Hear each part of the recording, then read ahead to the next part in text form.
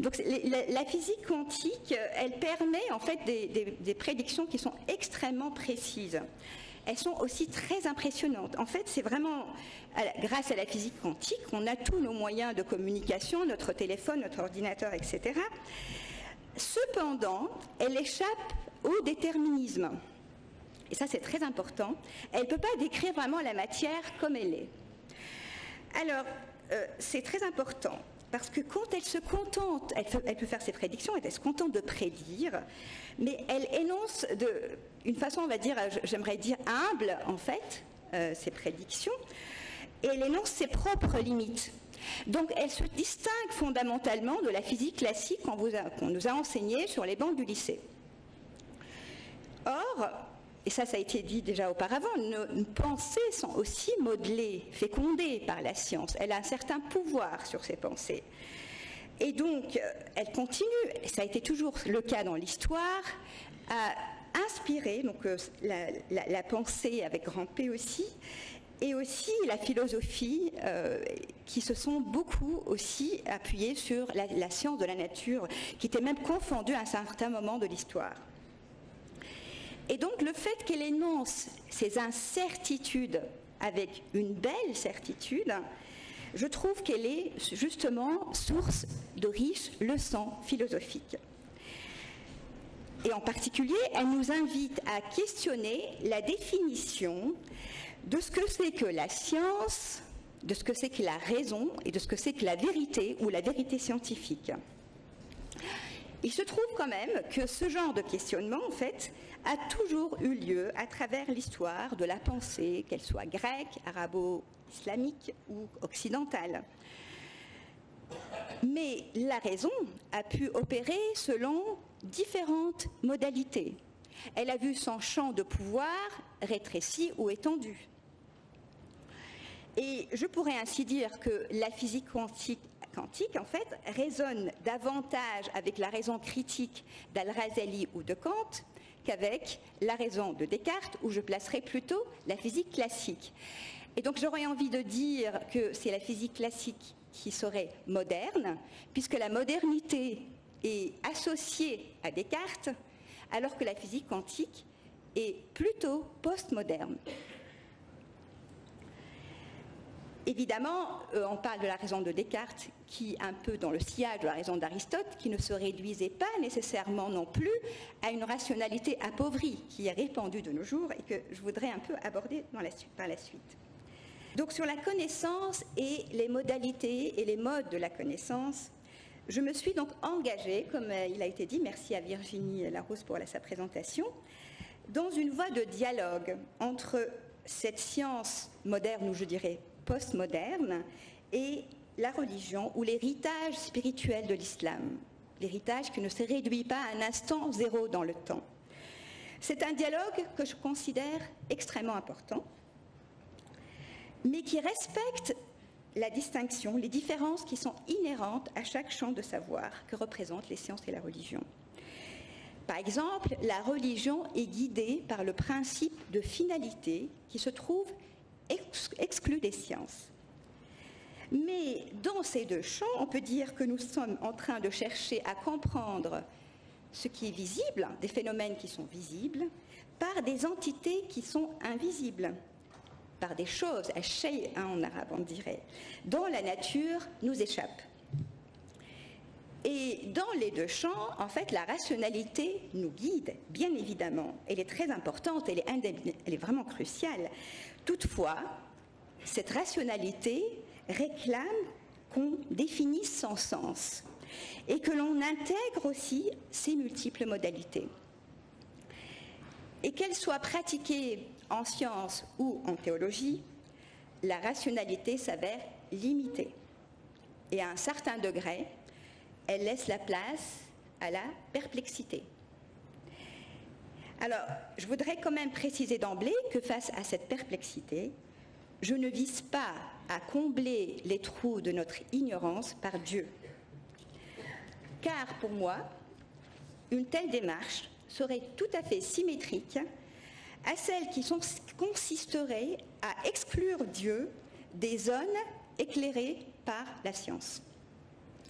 Dans ces deux cas, on est en train d'attribuer à la science, soit avec ses limites ou ses succès, la mission de démontrer ou d'infirmer l'existence de Dieu. Dans les deux démarches, on a recours à une preuve logique émanant d'une rationalisation de la question de Dieu. Maintenant, en vue du temps imparti qui me reste, je vais essayer de dégager un seul message lors de cet exposé. D'abord, une rationalité close peut mener au dogmatisme et à l'exclusion de la diversité possible des modes de connaissance.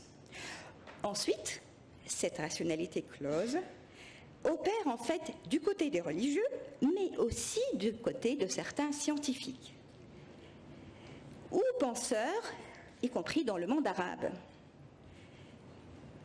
Je dirais que donc je préfère opter pour une spiritualité ouverte en résonance avec une terminologie qu'on doit à Edgar Morin, d'une raison ouverte.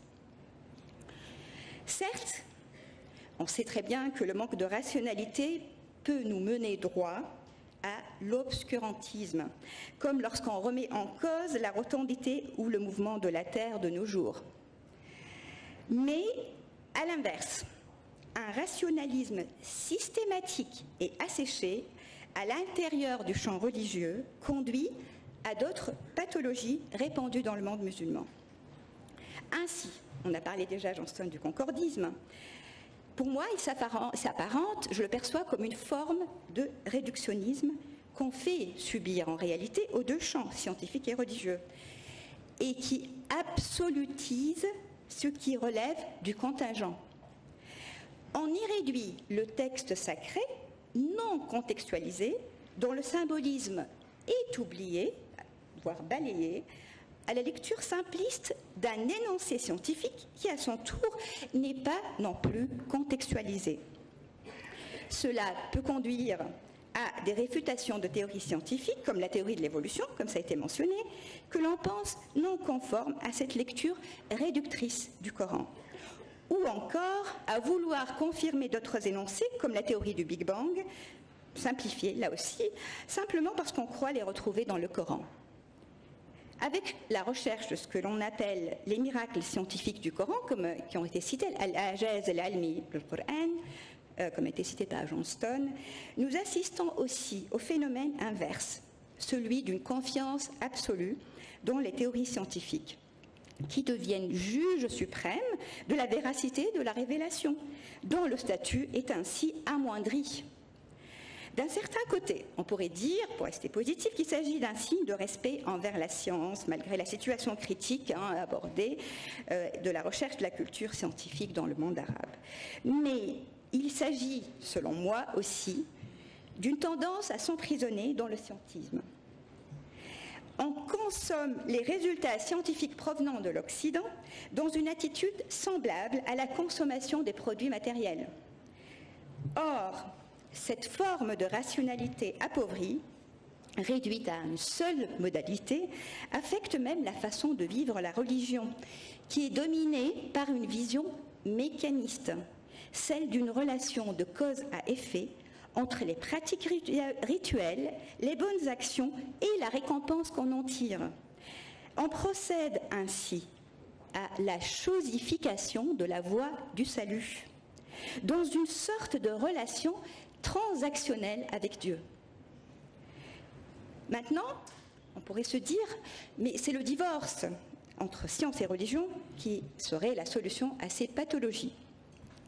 Sauf que le séparatisme relève, selon moi, d'une démarche aussi réductionniste qui ignore la complexité des deux champs et de leur réseau. Il n'est nullement question de confondre, je précise encore, les deux pratiques qui ont leurs propres règles. Mais je considère qu'il est important que la pensée scientifique et la pensée religieuse se connaissent et se fécondent mutuellement. En fait, le champ religieux, comme je l'avais annoncé, n'est pas le seul souffrant de pathologie. La pratique scientifique peut aussi conduire au dogmatisme, par une foi démesurée dans la rationalité. L'argument d'autorité de la science, vous le connaissez, ça c'est scientifique, c'est un argument d'autorité dans le champ politique, n'importe quel champ, pour définir la vérité même, le critère de vérité, et résoudre les problèmes de l'humanité conduit au scientisme. Mais pour moi, ceux qui affirment que la science est la solution à tout, et que ceux qui affirment que l'islam est la solution à tout, forment deux miroirs en abîme. Une science close qui combat l'existence de niveaux de réalité qui lui échappent, alors qu'elle n'a pas les moyens de les approcher, est symétrique à une religion close, qui n'intègre pas la multiplicité des voies de la connaissance. On constate ainsi que certains scientifiques ou penseurs dans le monde arabe se réfugient dans l'argument d'autorité scientifique, sans toutefois être conscients de la difficulté même de définir ce qu'est une science, qui est un grand sujet de débat au sein de l'épistémologie occidentale postmoderne. Quant scientifique, par exemple, cherche à répondre à la question de ce qu'est le réel. Ce qu'est le réel. La physique quantique, je retourne un petit peu, illustre parfaitement qu'il lui est quasiment impossible d'épurer sa réponse de toute croyance qui lui est propre. Afin de pouvoir fournir un récit descriptif, du moins partiellement, d'une façon toujours insatisfaisante, plusieurs physiciens très sérieux dans les grandes universités du monde ont foisonné d'imagination pour donner ce qu'on appelle des interprétations de la physique quantique, qui sont en fin de compte leurs diverses visions subjectives. Ces interprétations s'accordent toutes avec les observations expérimentales. Donc on ne saurait absolument pas sélectionner une interprétation aux dépens des autres. Il me reste combien de temps à peu près 5, d'accord. Échappant aux critères positivistes, parce que là ça remet en cause le positivisme du XIXe siècle, de la validation ou de la réfutation expérimentale, on peut qualifier donc ces interprétations de métaphysiques. Ce qui est relative sans pour autant les effacer, bien entendu, les frontières que nous avons tendance à ériger entre physique et métaphysique. Et d'ailleurs, un des fondateurs de la physique quantique, Max Planck, a écrit « La foi est une caractéristique dont ne peut se passer un scientifique ». En fait, lui et d'autres fondateurs de la physique quantique étaient tellement choqués par leur théorie, opposée au schéma cartésien, qu'ils sont allés chercher dans la tradition extrême orientale des visions métaphysiques, les aidant à donner un sens à leur découverte. Et comme le disait Eugène Wigner, l'efficacité des mathématiques dans la physique moderne est elle-même déraisonnable. D'où le grand intérêt, selon moi, pour arriver un peu au remède, de mieux faire connaître ce type de paradigme scientifique qu'on appelle nouveau, mais qui date du XXe siècle, du début, dans le monde arabe. Ce serait un antidote à la fois au scientisme matérialiste, tout comme ce que j'appelle le scientisme religieux, qui tend à chosifier le salut. Comme je l'ai déjà mentionné aussi au début de mon exposé, ces paradigmes résonnent avec eux et résonnent avec AI, avec les visions postmodernes, que je mets bien au pluriel. Ce serait compliqué de les définir et de les restreindre. Il ne s'agit pas de les importer du point de vue du monde arabe ou de les faire adopter en bloc, mais de s'inspirer de la déconstruction de la modernité que ces visions proposent en réaction au désenchantement du monde. Mais c'est dans la confrontation des idées qu'émergent les étincelles. Et que l'on puisse envisager, pour reproduire une boutade de mon ami astrophysicien Abdelhak Guitardoni, qui est parmi nous, la postmodernité, ça veut dire une construction après la déconstruction. Je suggérerais alors de poser la question non pas du lien de l'islam avec la modernité, mais de son rapport et même de son alliance possible avec la postmodernité. Et son dialogue avec la science postmoderne, établi d'une façon saine, serait alors à reconstruire lui aussi. Or, comme le note le philosophe Ali Ben Makhlouf, qui est déjà intervenu à Lima, les pensées postmodernes trouvent des échos dans la pensée médiévale de l'islam, très rétive à adopter des schémas philosophiques clos. Celle-ci, cette philosophie et spiritualité, fut aussi soucieuse de questionner le statut de la vérité et de critiquer la rationalité d'Aristote. Ainsi, le père de la physique, Ibn al-Haytham, qui a critiqué le modèle d'Aristote, le cosmologique, donc au Xe siècle, nous conseille ça fait résonance à ce qui a été dit dans le premier exposé, laisser de côté ses opinions et de ne pas faire confiance aux écrits des anciens, ainsi que de remettre en question nos propres théories à chacune de nos recherches pour éviter de succomber aux préjugés et à la paresse intellectuelle. Fin de citation.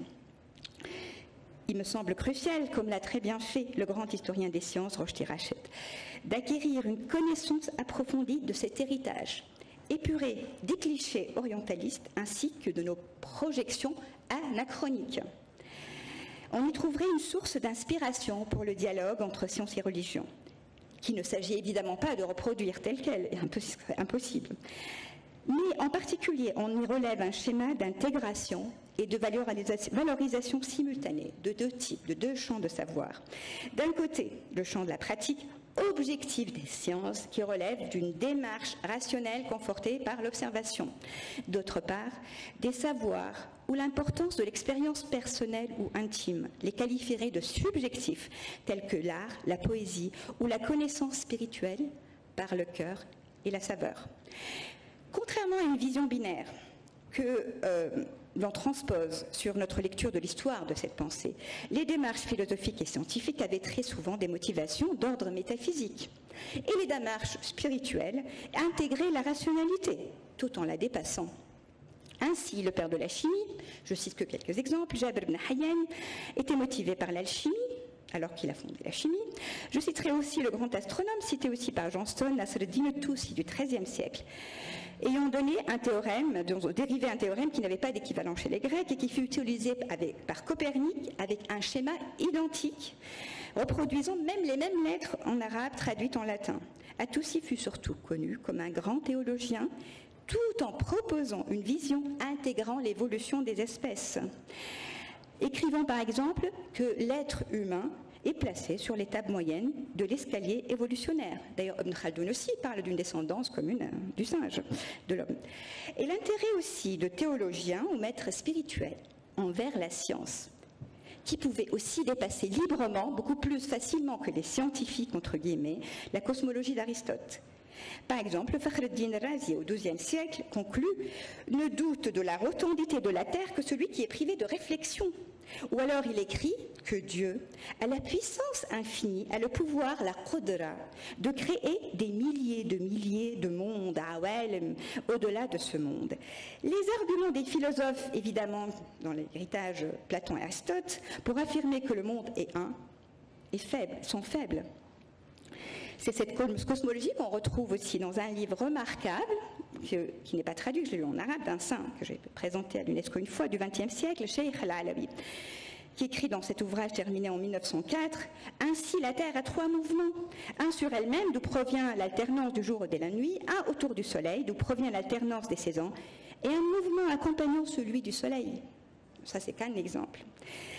Sa motivation, bien évidemment, ce n'est pas de fournir une preuve rationnelle de la véracité du Coran qui l'inspire, il a aussi des sources d'inspiration, de la spéculation, ni de ses capacités propres, spirituelles, à anticiper de telles théories. Il s'agit d'exercer le tafakkur fi khalq as-samawati wal ard, la réflexion, sur les signes du livre cosmique et de le contempler comme lieu de théophanie divine. Il nous offre une voie de retrouver du sens dans la recherche de la vérité.